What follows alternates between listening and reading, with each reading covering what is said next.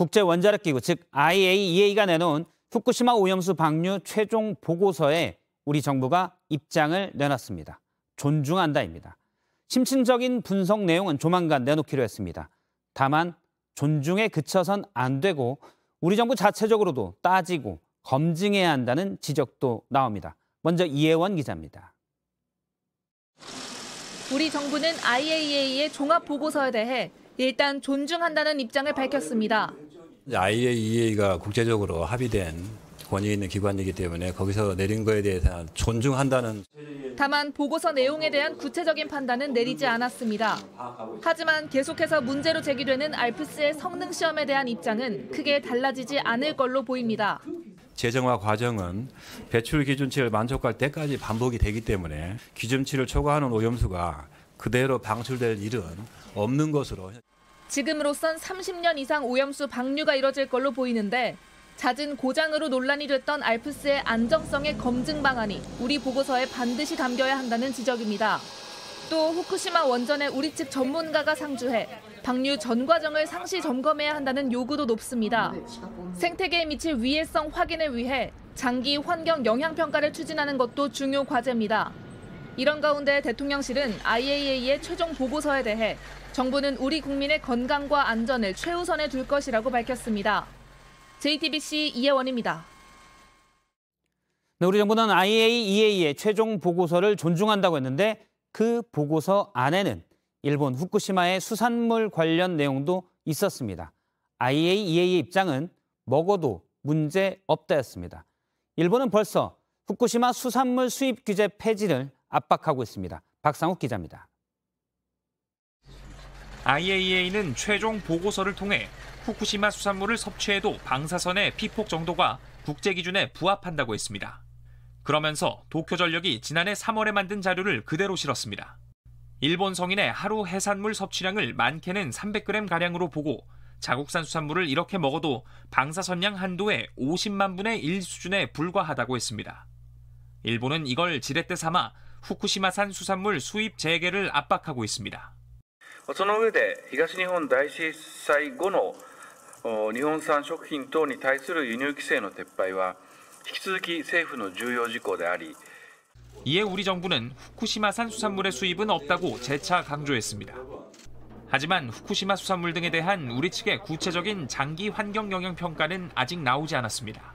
국내 소비량을 감안한 1인당 영향 등의 위해성 평가는 진행이 됐는지, 진행이 됐다면 그 결과는 어떻게 되는지.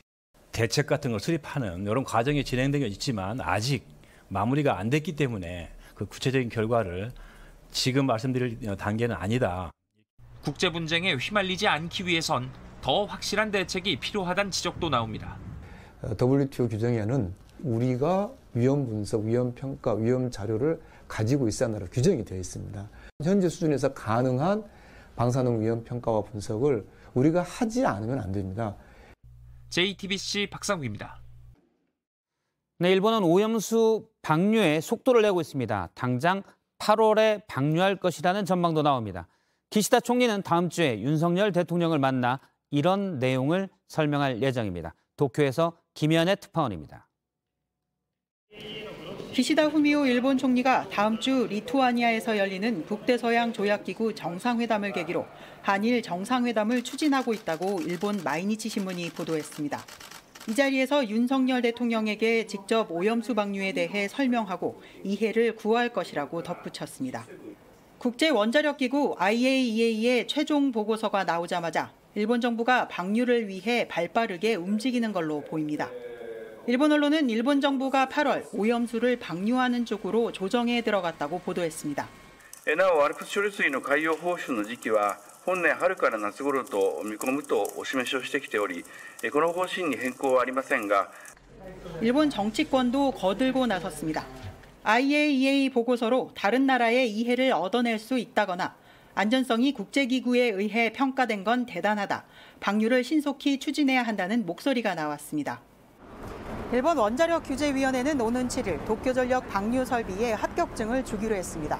그러면 방류를 위한 모든 절차는 끝나고 일본 정부의 날짜 결정만 남게 됩니다.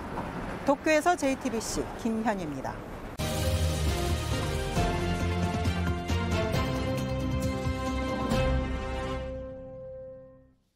네, 회. 사실 저도 참 좋아합니다. 물론 앞으로도 좋아할 겁니다. 하지만 일본의 오염수 방류에 아무리 괴담이라고 하더라도 수산물이 탐탁지 않은 사람들이 있는 것도 현실입니다.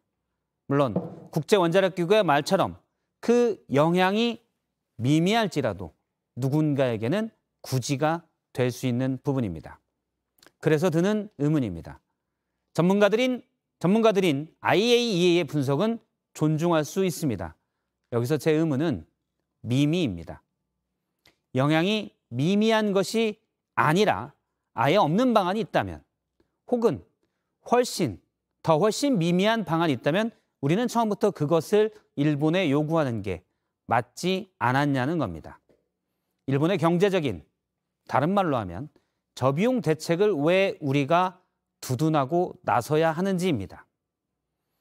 일본이 오염수를 방류하면 우리는 어쩔 수 없이 어민 보호 대책도 만들어야 하고 30년 혹은 그 이상 불필요했던 방사능 모니터링도 확대해야 합니다. 이건 일본의 오염수 방류 비용에는 포함되지 않은 그냥 우리의 비용입니다. 우리가 두둔하니 일본은 벌써 수산물도 수입하라고 요구하고 있는 겁니다.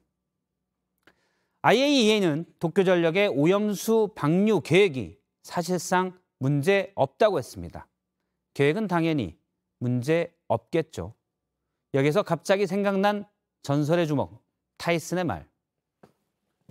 누구에게나 계획이 있다. 얻어 터지기 전까지는. 사실 살다 보면 계획대로 되지 않는 것 투성입니다. 또 애초에 후쿠시마는 우리 링도 아닙니다. 다시 보겠습니다.